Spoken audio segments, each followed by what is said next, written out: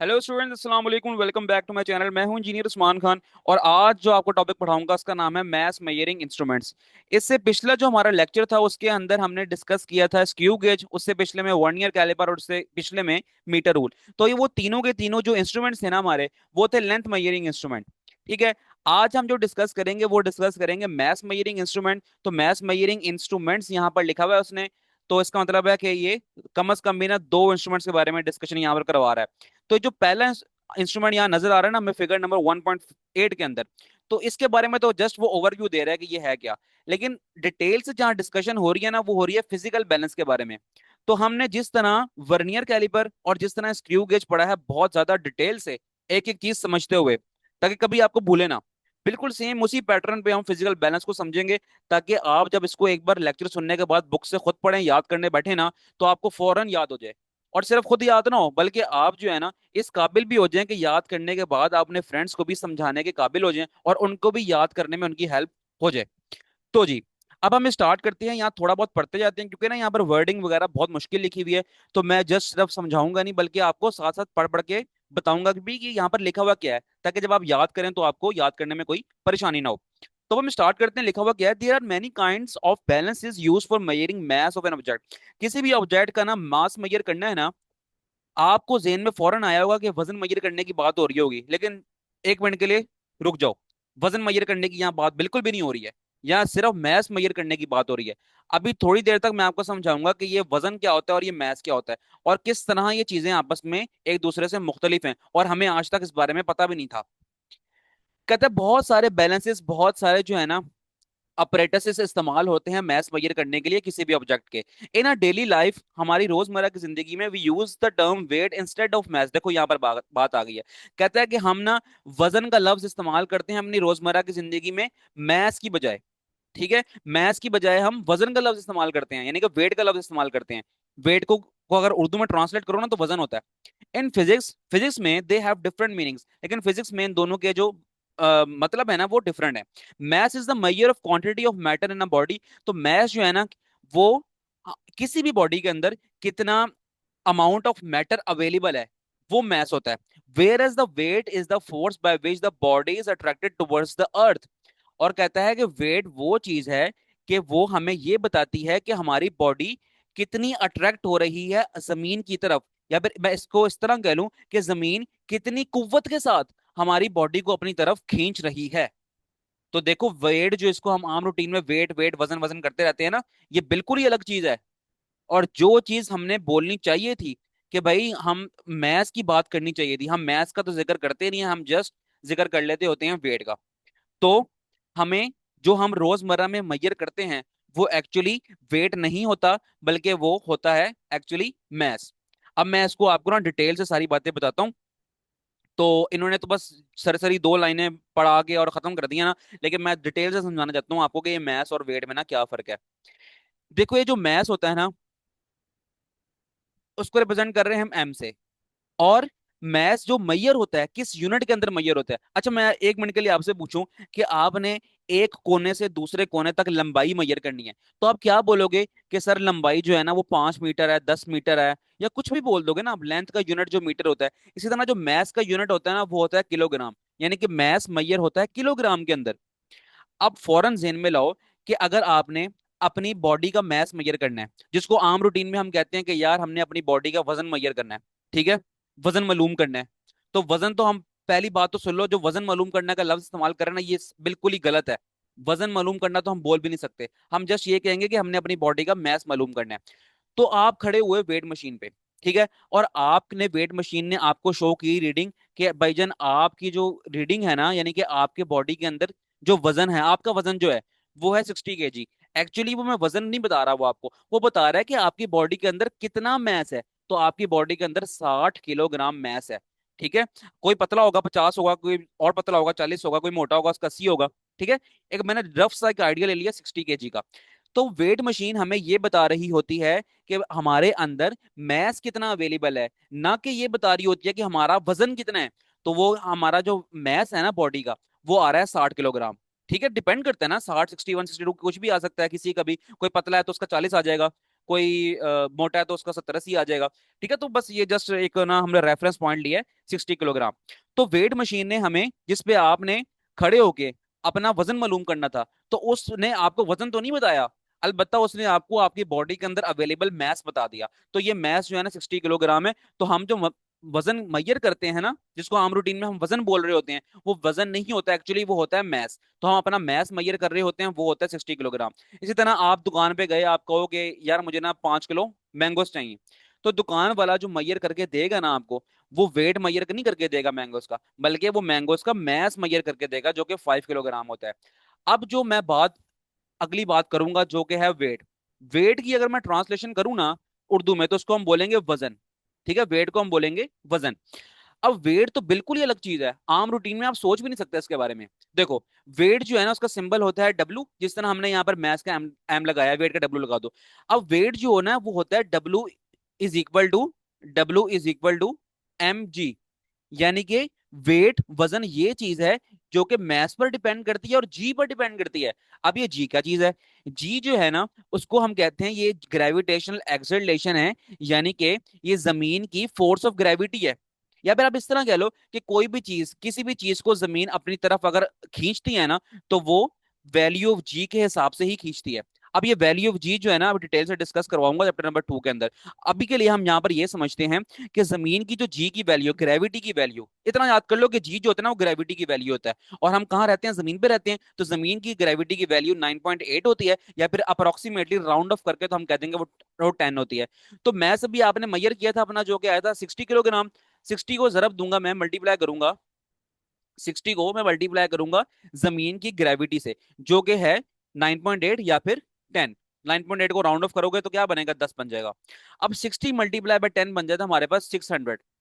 और वेट का जो यूनिट होता है, जिस तरह मैथ मेजर किया था ना किलोग्राम में, लेंथ मेजर करोगे आप किस में? मीटर में। टाइम मेजर करोगे आप किस में? सेकंड्स के अंदर। उसी तरह वेट मेजर करते हैं हम न्यूटन्स के अंदर। कभी भी नहीं देखा होगा आपने कि हमारी लाइफ में ना कोई दुकान वाला ना आपको न्यूटन्स के अंदर आंसर दे रहा हो। तो जो वजन वजन करते फिरते हैं ना हम, कि वेट वेट कितना है, वजन कितना है, तो भाई वो वजन ना न्यूटन में मेजर होता है, कभी किलोग्राम में नहीं होता। तो इसलिए हम कहेंगे कि वेट का आंसर हमारा न्यूटन्स के अंदर आएगा, और कभी भी आपने न्यूटन के अंदर आंसर नहीं देखा होगा। तो कुल मिला के मैं ये कह सकता हूं कि वेट वो चीज होती है कि जो डिपेंड करती है हमारी बॉडी के अंदर, हमारी बॉडी के अंदर कितना मैस है, या फिर मैं ये कहूं कि हमारी बॉडी के अंदर मैटर कितना है उस पर, और मैं उसको मल्टीप्लाई कर दूं जमीन की ग्रेविटी की वैल्यू से, जो कि 10 है। तो हमारा कुल मिला के जो आंसर हो जाएगा वो 600 हो जाएगा, और 600 न्यूटन हमारा आंसर आ रहा है, जस्ट उसके लिए जिसका मैथ 60 है। अगर किसी का मैथ 70 है तो हमारा आंसर 700 न्यूटन आ जाएगा। किसी का मैथ अगर 80 है तो हमारा आंसर 800 न्यूटन आ जाएगा। तो ये जो वेट है 600 न्यूटन, जो कि अभी हमने निकाला है, ये हमें ये बता रहा है कि जो जमीन है ना हमारी, वो हमारा मैथ के हिसाब से हम पर फोर्स ऑफ अट्रैक्शन लगा रही है। हम छलांग मारते हैं ना, तो हम फौरन जमीन पर क्यों गिरते हैं? क्योंकि जमीन के अंदर एक कशिश की, ठीक है, एक अट्रैक्ट करने की कुव्वत है, जिसकी बिना पर वो हमें अट्रैक्ट कर रही है अपनी तरफ। तो जिसका मैथ 60 होगा, तो उसके ऊपर जमीन 600 न्यूटन की फोर्स लगा रही है अपनी तरफ अट्रैक्ट करने में। तो जी मैथ्स और वेट के दरमियान में यही तो होता है फर्क। अब मैंने बहुत बोल दिया, बुक ने तो जरा सा लिखा था, लेकिन मैंने अपना फर्ज समझते हुए आप लोगों को डिटेल से एक एक कॉन्सेप्ट इसका समझा दिया है। अच्छा, एक और बात, आखिरी बात कर लेती है कि ना, देखो ये जो 10 वैल्यू मैंने लगाई है ना, जो कि 9.8 या फिर राउंड ऑफ करके 10 बन जाती है, ये जो 10 वैल्यू है ना, ये जमीन की है। अगर आप अपना चांद पर मैच मेजर करोगे तो वहां पर ये वैल्यू 10 नहीं होगी। ठीक है, वहां पर ये वैल्यू कुछ और होगी, जो कि होगी 1.67। ठीक है, 1.67। तो जो चांद पर आपका मैस होगा, वो एज इट इज वही रहेगा जो कि जमीन पर है, लेकिन चांद पर जो आपका वेट होगा ना, वो डिफरेंट हो जाएगा, क्योंकि चांद पर जी की वैल्यू है ना, वो डिफरेंट है। ठीक है, अगर इसी तरह मार्स पे अपना वेट मेजर करेंगे, अगर मैथ्स करेंगे तो मैथ्स तो 60 जो जमीन पे था वही मार्स पे होगा, लेकिन वेट मेजर करेंगे तो वेट हमारा चांद के ऊपर क्या, चांद पर या फिर मार्स के ऊपर क्या होगा, वो डिपेंड करेगा वैल्यू ऑफ जी पर। तो जितनी वैल्यू ऑफ जी होगी किसी भी प्लेनेट की या फिर किसी भी स्टार की, मून की, जो भी हम बात कर रहे हैं अभी, तो उस पर डिपेंड करता है हमारा वेट। ठीक है, मैथ्स कहीं पर भी चेंज नहीं होगा, लेकिन वेट जो है वो चेंज हो जाएगा, क्योंकि वो डिपेंडेंट है मैथ्स पर और वैल्यू ऑफ जी पर। तो ठीक होगी बात अभी तक। अब यहां पर हम आगे चलते हैं weight can be measured using spring balance. तो ये हमारे पास जो है ना, ये वाला फिगर नंबर 1.8, ये हमारे पास स्प्रिंग बैलेंस है। तो स्प्रिंग बैलेंस अब तो इस्तेमाल नहीं होता, पहले पहले हुआ करता होगा कहीं पर। अक्सर मैंने ना वो जो सुबह सुबह के टाइम दुकानों पर मुर्गियां आ रही होती हैं ट्रकों में, तो ट्रकों वालों ने ना इस तरह का ना, ये इस तरह का ना लगाया हुआ होता है पूरा ना सिस्टम, वजन मेजर करने के लिए। ठीक है, यानी कि वेट, एक्चुअल में वेट मेजर करने के लिए लगाया होता है, और उनका आंसर फिर न्यूटन में आ रहा होता है। ठीक है, लेकिन अब मेरा नहीं ख्याल कि अब इस तरह का ना आम रूटीन में जरूरत पड़ती है। ये ना लेबोरेटरीज के अंदर होता है, जहां पर हमने एक्सपेरिमेंट्स वगैरह करने होते हैं ना, तो वहां पर स्प्रिंग बैलेंस का इस्तेमाल होता है, आम रूटीन में नहीं होता। हम दुकानों पर देखते हैं ना हमारे के इलेक्ट्रॉनिक बीम बैलेंस रखे हुए होते हैं, जिसके ऊपर वो कोई चावल तोल रहे होते हैं, या फिर आटा या दालें वट एवर, जो कुछ भी तोल रहे होते हैं वो, तो हमें वो किलोग्राम्स में आंसर शो कर रहा होता है। ठीक है, तो वो एक्चुअली क्या कर रहा है, वो मैथ मेजर कर रहा है, याद कर लेना बात अब ये। ओके जी। The mass of an object is found by the comparing it with the unknown standard masses। अगर हमने ना mass को फाइंड करना है, तो हमें क्या करना पड़ेगा, इस तरह के तराजू का इस्तेमाल करना पड़ेगा। ठीक है, अब तो वो इलेक्ट्रॉनिक बीम बैलेंस आ गए हैं, जो मैंने बताया आपको हर दुकान पे होते भी हैं। लेकिन ना ये जो फिजिकल बैलेंस है ना, ये इसकी एक आपने सस्ती फॉर्म में अगर कहूँ ना, कोई चीप फॉर्म इसकी, तो आपने देखी हुई होगी अक्सर रेडियो वालों पर। रेडियो वालों के पास ना एक तराजू सा होता है, जिसके दो पलड़े होते हैं। तराजू वो हाथ में पकड़ता है यहाँ से, और इसका एक पलड़ा होता है यहाँ होता है, यहाँ पर वो वटे रखता है एक साइड पर। एक साइड पर ना जो सब्जी या फिर आपने आम वगैरह फ्रूट्स वगैरह जो भी मेजर करवाने हैं ना, तो वो कर लेता है। जब तराजू के दोनों पलड़े बराबर हो जाते हैं ना, तो फिर वो कहता है कि आपका ना इतना किलो, आपका ये स्पेसिफिक चीज कोई भी सब्जी फ्रूट वगैरह, इतना किलो आपका ये हो गया। ठीक है, आपने देखा होगा। लेकिन ये देखो जरा फैंसी सा बना हुआ है, जरा स्टाइलिश सा। तो ये फिजिकल बैलेंस ना कहाँ पर देखते हैं हम, ये देखते हैं लेबोरेटरीज के अंदर। तो अगर आपके स्कूल में भी लेबोरेटरी है, तो आप वहां पर भी जाके भी देख सकते हो। लेकिन असल काम हमारा क्या है, फिजिकल बैलेंस को समझना कि इसको हमने किस तरह इस्तेमाल करना है। लेकिन अभी चलते हैं इस तरफ, ये लाइनें पूरी करनी। वो कहता है कि हमने दोनों साइडों को ना, दोनों साइडों की कंपैरेटिव स्टडी करनी है। एक साइड पर वटे रखने हैं जिनका कोई ना कोई वजन होगा, और दूसरे साइड पर ना हमने अपना जो मैथ हमने फाइंड करना है ना, उसको रखना है। ठीक है, अभी डिस्कस करेंगे कि कौन सी साइड पे क्या रखते हैं। तो फिर इस प्रोसेस को हम कहते हैं वेइंग। इस प्रोसेस को हम कहते हैं weighing. In laboratories we use physical balance, जो कि इस फिगर में दिखाया गया है, which is based on the principle of levers. अब प्रिंसिपल ऑफ लिवर्स क्या बला है, आपने अक्सर एक झूला देखा होगा कि जिसका ना थोड़ा सा ऐसे बना होता है वो, कि जिसके ना एक साइड पर कोई बैठता है और दूसरे साइड पर कोई बैठता है। ये कभी नीचे जा रहा होता है, जब ये नीचे जाएगा ना, तो फिर ये ऊपर जाएगा, और जब ये ऊपर जाएगा तो ये नीचे जाएगा। झूला याद आ रहा है ना, एक तरफ एक बच्चा बैठा होता है, दूसरे दूसरा बच्चा बैठा होता है, ये ऊपर नीचे ऊपर नीचे ऊपर नीचे, इस तरह ये झूला हो रहा होता है। तो ये अगर आपने देखा, तो इस यही होता है एक्चुअली प्रिंसिपल ऑफ लिवर। तो प्रिंसिपल ऑफ लिवर हमें यही कहता है कि हमारी दोनों साइडें अगर बैलेंस हो गई है ना, तो हम बिल्कुल एक स्टैंडर्ड जगह पे खड़े हो गए हैं। ना इस तरफ वजन ज्यादा है, ना ही उस तरफ वजन ज्यादा है। ठीक है, अगर आपने उसी झूले को ना बीच में करके रोक लिया, ना झूला ऊपर गया ना झूला नीचे गया, आपने बीच में करके उसको रोक लिया, इसका मतलब है कि आपके सामने जो बच्चा बैठा है वो, और जो आप बैठे हुए हैं, दोनों का जो मैस है ना, वो अब बराबर है। तो जी, अब हम डिस्कस करते हैं इस चीज को कि ये काम किस तरह करता है। देखो, मैं डिस्कस जरूर करवाऊंगा, क्योंकि यहाँ पर जब आप पढ़ोगे ना, आप हिल के रह जाओगे, ये क्या चीजें आ गई भाई, ये क्या लेवलिंग, क्या है लेवलिंग स्क्रू, क्या है प्लम लाइन, क्या है पॉइंटर मार्क, क्या है नॉब, क्या है। जब आप पढ़ोगे आप हिल जाओगे, क्योंकि यहाँ पर तो इस तरह का कुछ जिक्र ही नहीं हुआ हुआ। लेकिन मैं किस लिए बैठा हूँ भाई, मैं इसलिए बैठा हूँ कि आप लोगों को सब बताऊं कि ये चीजें सारी इस अपरेटस के अंदर कहाँ कहाँ पर अरेंज होती हैं। तो फिर हम जब अरेंजमेंट देख लेंगे ना सारी, फिर जब लाइंस पढ़ने की तरफ आएंगे, तो फिर हमें पढ़ने में बहुत आसानी होगी। अब मैं तस्वीर को थोड़ा जूम कर रहा हूँ, और जूम करने के बाद मैं आपको ये जो अपरेटस हमारे पास फिजिकल बैलेंस बना हुआ है, मैं बताऊंगा कि ये हर हर कोने पर क्या क्या चीज लगी हुई है। चलो जी, अब हम डिस्कस करते हैं। हम सबसे पहले ना एक बात करेंगे, जो हमारे कह लो के सबसे बॉटम की तरफ ये चीजें लगी हुई हैं, this one and this one. ठीक है, ये जो चीजें लगी हुई हैं, तो ना ये जो होती है ना, इसका नाम होता है लेवलिंग स्क्रू।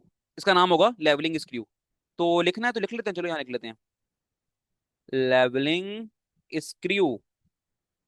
ठीक है, ये वाला भी एंड ये वाला भी, ये हो गया हमारे पास लेवलिंग स्क्रू। अब जो है ना हमारे पास, थोड़ा सा मैं इस तरह कर लेता हूँ, ये जो चीज है ना बिल्कुल सेंटर पॉइंट पर, इसका नाम होता है नॉब। ठीक है, KNOB, नॉब।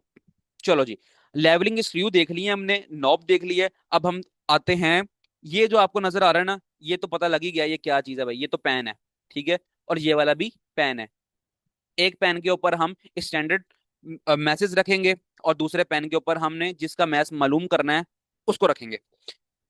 आगे यहाँ पर अगर हम देखें ना, ये जो एक लाइन नजर आ रही है आपको, ये ऊपर से चलती आ रही है, यहाँ से, यहाँ से। ठीक है, ये लाइन चलती आ रही है, और यहाँ पर ना एक मैथ अटैच है। ठीक है, यहाँ पर एक मैस अटैच्ड है, एक बॉडी सी एक अटैच्ड है।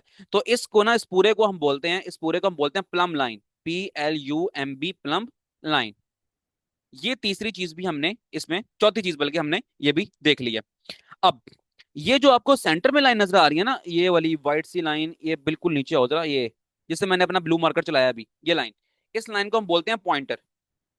पॉइंटर पॉइंटर एक्चुअली हमें ना रीडिंग शो करवाता है। अभी सबके काम देखेंगे, सबका काम क्या क्या है।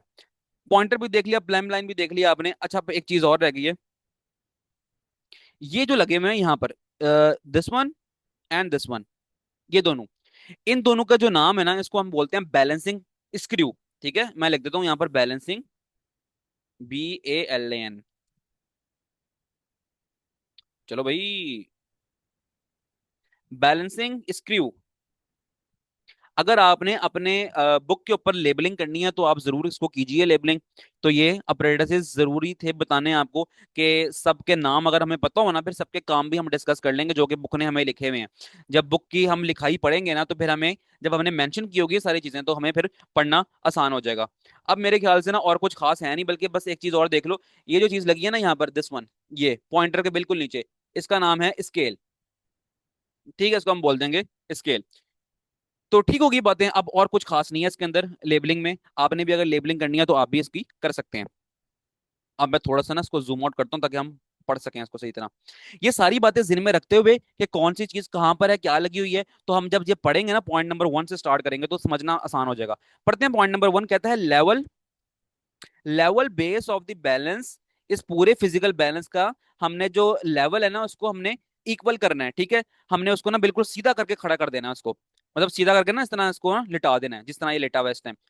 कहीं हिलजुल ना शो करे, ये कहीं इधर उधर लड़खड़ाते ना गिरे। ठीक है, इसको नशे से निकाल देना और सीधा खड़ा कर देना इसको। अब करना किस तरह है, यूजिंग लेवलिंग स्क्रूज। अब लेवलिंग स्क्रूज कहां पर हैं, ये देखो लेवलिंग स्क्रूज मैंने बताए थे आपको, नजर आ ही गए होंगे, this one and this one. Levelling screws की मदद से आपने लेवलिंग स्क्रू को घुमाना है, और घुमा के ना इसको आपने बिल्कुल इस पूरे अपरेटस को ना सीधा करके खड़ा कर देना है, until the plum line is exactly above the pointed mark. अब प्लम लाइन याद आ गई है, जो मैंने ब्लू सी लाइन खींची थी ना नीचे, जिसके एंड पर एक मैस अटैच था, तो ये मैस को मिला के ये पूरा धागा जो है, इसको हम बोलते हैं प्लम लाइन। आपने उस वक्त तक लेवलिंग स्क्रूज के साथ छेड़खानी करते रहनी है, कि जब तक आपकी प्लम लाइन बिल्कुल सीधी ना खड़ी हो जाए। और यहां पर करके ना, इधर करके, तकरीबन यहां पर करके, पता नहीं नजर आता कि नहीं आता, लेकिन यहां पर करके चलो ऐसे, इधर करके ना एक पॉइंट सा बना होता है, तो वो कहता है कि बिल्कुल इस पॉइंट के साथ बिल्कुल आ जाइए, और जिससे हमें ये नजर आएगा कि हमारी प्लम लाइन बिल्कुल सीधी खड़ी हो गई है। ठीक है, वर्टिकली बिल्कुल सीधी हमारी प्लम लाइन खड़ी हो गई है। जब हमारी प्लम लाइन बिल्कुल सीधी खड़ी हो जाएगी ना, अब प्लम लाइन पता लगी गया ना आपको, एक धागा है, धागे के नीचे एक मैस अटैच है। जब प्लम लाइन बिल्कुल सीधी खड़ी हो जाएगी, इस बात का मतलब है कि हमारे लेवलिंग स्क्रू से जो हम पंगे ले रहे थे ना, तो वो हमारे पंगे कामयाब हो गए हैं, यानी कि हमने अपना फिजिकल बैलेंस बिल्कुल सीधा खड़ा कर दिया है। पॉइंट नंबर 1 क्लियर हो गया। चलते हैं पॉइंट नंबर 2 पे। Turn the knob so that the pans of the balance are raised up. अच्छा, ये लाइन समझ लेते हैं। अब ये जो नॉब है ना, नॉब, इस नॉब को हमने घुमाना है। जब नॉब हम घुमाएंगे ना, तो हमारा ऑपरेटस ऊपर की तरफ को उठ जाएगा। नॉब घुमाने से हमारा ऑपरेटस जो है वो ऊपर की तरफ उठ जाएगा। ठीक है, ये जो ऑपरेटस, एक्चुअली पूरा ऑपरेटस तो नहीं उठेगा, लेकिन हम जस्ट बात करें ना, ये जो हमारे ऊपर से पूरा फ्रेम है, पूरा फ्रेम और नीचे जो हमारे पैन्स लगे हुए हैं, जब फ्रेम उठता है ये, और जब फ्रेम उठता है ना, तो ये पैन्स भी ऊपर की तरफ उठ जाते हैं। ठीक है, ये ऊपर वाला फ्रेम है दिस वन, ये जब ये उठेगा ना ऊपर की तरफ, जब हम नॉब को घुमाएंगे, तो ये जो पैन्स है ना, ये भी ऊपर की तरफ उठ जाएंगे। अभी आप देख रहे हो कि जो पैन है ना, वो बिल्कुल लेटे हुए हैं, इस लकड़ी की एक ना शीट सी होती है नीचे, ये उसके ऊपर बिल्कुल आराम से लेटे हुए हैं। लेकिन जैसे ही हम नॉब को घुमाएंगे, नॉब को जब हम घुमाएंगे, तो हमारा फ्रेम क्या करेगा, हमारा फ्रेम ना, इस जो फ्रेम ऊपर लगा हुआ है, ये फ्रेम जो है ना हमारा, हमारे पैन्स को ऊपर की तरफ लिफ्ट कर लेगा। ठीक है, रेज्ड अप, ऊपर को उठा लेगा। Is the beam horizontal and the pointer at the center of scale? If not, turn the balancing screw on the beam so that it become horizontal. देखो जी, अब अगली कहानी शुरू हो गई है। हमने यहाँ पर डिस्कस किया था, गंद कितना मच गया है अगर नजर आ जाए। आपको बैलेंसिंग स्क्रू याद है? बैलेंसिंग स्क्रू जो मैंने कहा था कि यहाँ पर लगा हुआ है, यहाँ पर, और एक लगा हुआ है यहाँ पर।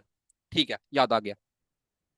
कहता है कि जब आपने इसको नॉब की मदद से ना पैंस को लिफ्ट किया है ना, तो आपने देखना है कि आपका जो पॉइंटर है, पॉइंटर जो बिल्कुल सेंटर के ऊपर है, क्या ये पॉइंटर बिल्कुल जीरो रीडिंग के ऊपर आ रहा है? अब जीरो पे कब आएगा, जो हमारा स्केल है ना, स्केल, ये हमारा स्केल बना हुआ है, इस स्केल के बिल्कुल सेंटर पे ना ये 0 पॉइंट है। और ये ऊपर से जो है ना, ऊपर से हमारे पास क्या आ रहा है, ऊपर से हमारा पॉइंटर आ रहा है। ठीक है, ये बिल्कुल सेंटर में जो है ये पॉइंटर ऊपर से हमारा आ रहा है, और जब ये पॉइंटर हमारा जीरो रीडिंग के बिल्कुल एग्जैक्टली कोइंसाइड हो जाएगा तो हम कहेंगे कि हमारा पॉइंटर बिल्कुल अब सीधा है। जब हमारा पॉइंटर सीधा है तो हम कहेंगे कि हमारे पेन्स जो है ना बिल्कुल सीधी तरह दोनों तरफ जो है ना इक्वली, दोनों तरफ इक्वली खड़े हो गए हैं। ठीक है, ना एक तरफ झुका हुआ है ना कोई दूसरी तरफ को झुका हुआ है, आराम से दोनों पेन्स हमारे इक्वली खड़े हो गए हैं। तो किसी की तरफ ज्यादा मैस नहीं जा रहा, क्योंकि मैस है ही नहीं ना। हम ये कहते हैं कि कोई भी ना अनबैलेंस नहीं है, इस तरह आप कह लो इसको। ठीक है, कहते हैं अगर तो अनबैलेंस है तो क्या करो, ये बैलेंसिंग स्क्रू जो कि टॉप पे लगे हुए हैं ना, इनकी मदद से आपने अपने पेन्स को बिल्कुल इक्वल लेवल पर लेके आ जाना है। ओहो हो, थक गया हूं मैं बोल बोल के। अभी काफी सारे पॉइंट्स पड़े हुए हैं। पॉइंट नंबर 3 पे चलते हैं भैया हम। Place the object to be weighted on the left pan. अब हमारे पास दो पेन है, ये हमारे पास है राइट राइट पेन, और ये हमारे पास है लेफ्ट पेन। अब कहता है कि जो ऑब्जेक्ट का आपने, जिस ऑब्जेक्ट को आपने वेट करना है ना उसको आप रख दो लेफ्ट पेन के ऊपर। ठीक है, एक्चुअली हम मैथ्स फाइंड कर रहे हैं। ठीक है, मैथ्स फाइंड कर रहे हैं कंपैरेटिव स्टडी से। एक पेन पे हम रखेंगे वटे। ठीक है, वटे देखे ही है ना आपने, कितने कितने ग्राम्स के होते हैं, 10 ग्राम, 10 ग्राम का तो लैब्स में होता है। आम दुकानों में आपने देखा होगा 100 ग्राम का, 500 ग्राम का, 1 किलो का, इस तरह देखा होगा आपने। तो कहता है एक पेन पे हम वो रखेंगे, दूसरे पेन पे हमने जिसका मैथ्स मालूम करना है उसको रखेंगे। तो ये वेटेड का लफ्ज क्यों इस्तेमाल कर रहा है ये, क्योंकि यहाँ पर हमने कहा था कि जब हमने कंपैरेटिव स्टडी करनी होती है ना मैथ्स फाइंड करने के लिए, तो उस प्रोसेस को हम वेइंग कहते हैं। तो यही कह रहा है कि जो जिस ऑब्जेक्ट का आपने मैथ्स निकालना है उसको आप रख दो लेफ्ट पेन के ऊपर। तो ये हमारे पास लेफ्ट पेन है। ठीक है, यहां पर आप रख दो इसको। Place the known weight from the weight box in the right pan. अब ना लैब्स के अंदर ना एक बॉक्स होता है, उसके अंदर ना मुख्तलिफ मुख्तलिफ ना वेट्स पड़े हुए होते हैं। ठीक है, आम रूटीन में मैं उसको कहूँ ना बट्टे बड़े होते हैं। तो तो यहाँ पर कुछ होता है 10 ग्राम के, कुछ होते हैं 20 ग्राम्स के, कुछ होते हैं 50 ग्राम्स के। अब ये ग्राम्स ग्राम छोटे, इतने छोटे क्यों होते हैं, क्योंकि लैब्स में ना हमें कुछ कुछ थोड़े थोड़े जो मैसेज होते हैं ना उनसे डील करना पड़ता है। तो वो तो बाहर दुकानों पर होता है ना, 1 किलो 2 किलो 5 किलो का वटा पड़ा होता है। तो लैब्स में छोटे छोटे बड़े होते हैं, 10 ग्राम 20 ग्राम 50 ग्राम तक के, कुछ 100 ग्राम्स के भी होते हैं।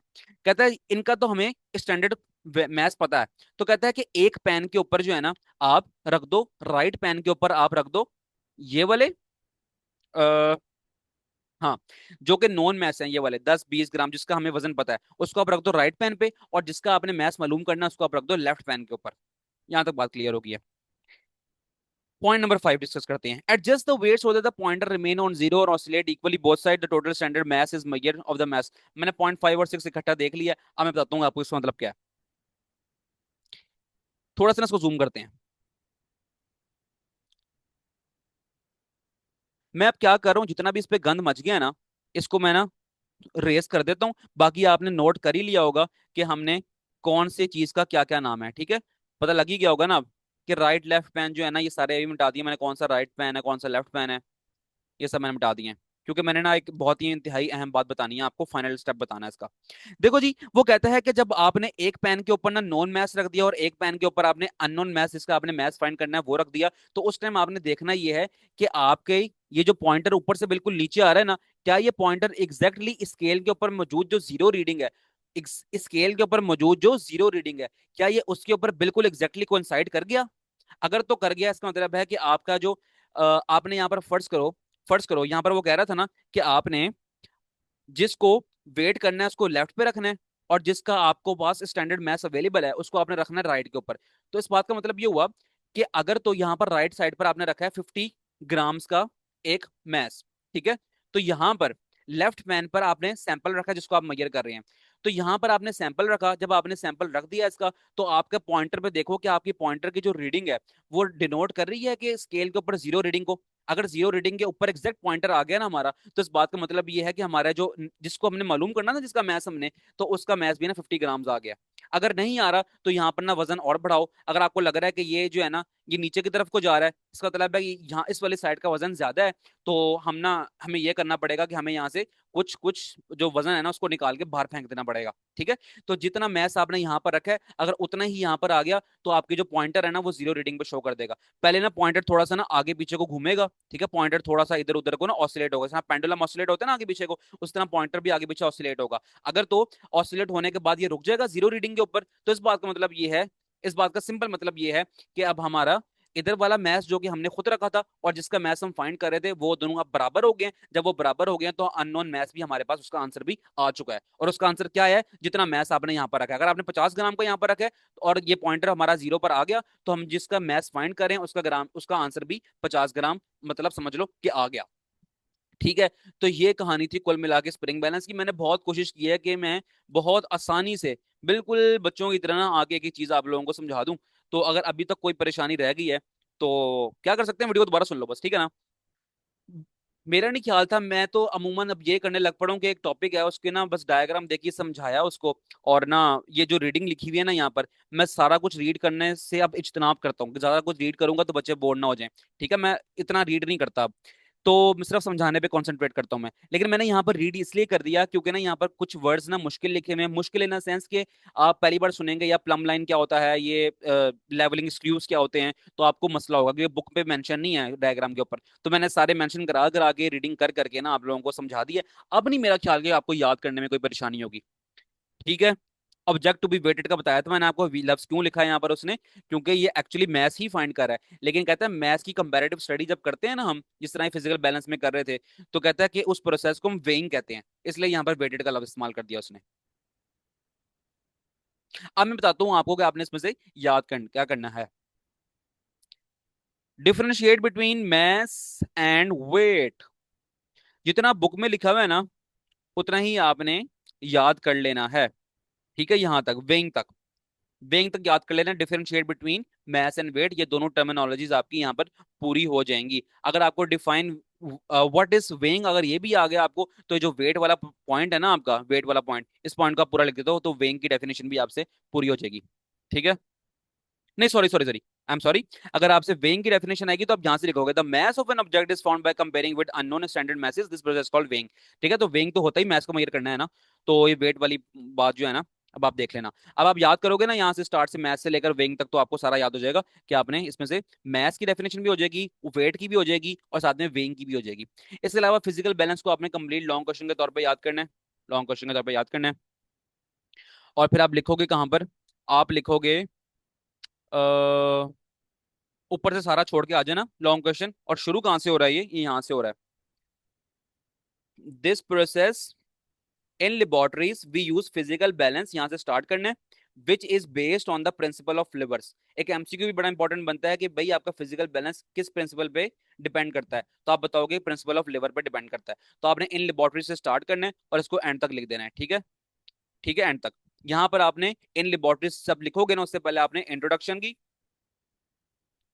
हेडिंग बना देनी है आपने, और लिखोगे कहां से, इन लेबोरेटरी से स्टार्ट करोगे। जब आप यहां से स्टार्ट करोगे तो आपने यहां पर जाके खत्म कर देना है इसको। ठीक है, इसकी डायग्राम बनानी है, उसके बाद आपने यहां पर लिखना है वर्किंग। ठीक है, वर्किंग की हेडिंग बनानी है, फिर ये सारे के सारे पॉइंट्स आपने यहां तक क्लियर कर देने हैं, और डायग्राम जरूर बनानी है इसमें। तो ये लॉन्ग क्वेश्चन आपका इस तरह कवर होगा। और ऊपर से मैथ्स और वेट के दरमियान में डिफरेंस क्या है, वो आपको शॉर्ट क्वेश्चन के तौर पे आ सकता है। और वेइंग क्या होता है, तो वेइंग भी आपने मैथ्स के अंदर ही, मैथ्स की डेफिनेशन के अंदर ही वेइंग वाला कॉन्सेप्ट भी आ रहा है। ठीक है, तो आपने इसको भी याद कर लेना है। तो लेक्चर पता नहीं अब कितनी देर का हो गया, मेरा तो ख्याल था कि 10-15 मिनट पढ़ाऊंगा सिर्फ, लेकिन आई थिंक कि 20-25 मिनट से ऊपर ही बात चली गई होगी। तो खैर कोई बात नहीं, अगर ध्यान से सुनोगे आप लेक्चर तो आपको कभी भूलेगा नहीं है। ठीक है, आप ना इसको आराम से याद भी कर सकोगे। तो अगर लेक्चर पसंद आया तो वीडियो को लाइक करना, चैनल को करना है सब्सक्राइब। तो मिलते हैं आपसे नेक्स्ट वीडियो में, अपना ख्याल रखें, अल्लाह हाफिज।